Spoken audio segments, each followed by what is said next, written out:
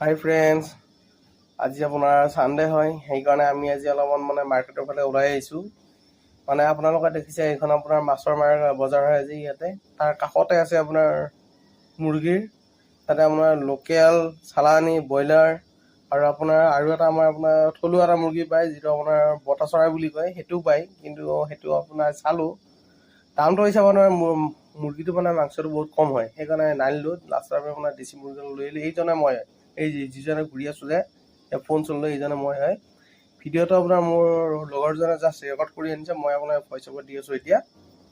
সেইজনে মইহে। আৰু এইবিলাক ওচৰতে চাওকচোন বাৰু, কিমান ধুনীয়া এখন আমাৰ দোকান হৈ আছে। এইবিলাক কিমান আলু পিঁয়াজ আপোনাৰ চব পাব ইয়াতে। এখন আপোনাৰ ছানডে বুলি ক'লে ইয়াতে ডাঙৰ এখন মাৰ্কেট হয়। ইয়াতে হাঁহ মুৰ্গী চব পায় আৰু প্ৰায় চৰিতে গাইছে। হাঁহটো নাপায়, অলপমান বেছি বখা যায়। আপোনাৰ নক'ব আকৌ বেছি বকিছোঁ। হাঁহ নাপায়, আপোনাৰ বাকী মুৰ্গী পায়, ছাগলী মাংস পায়, মাছ পায়, চবেই পায় এইখন বজাৰত। আৰু আপোনাৰ শাক চব্জি আদি কৰি, কিন্তু শাক চব্জিটো আজি অলপ দেওবাৰ হিচাপে দামটো বহুত হয়।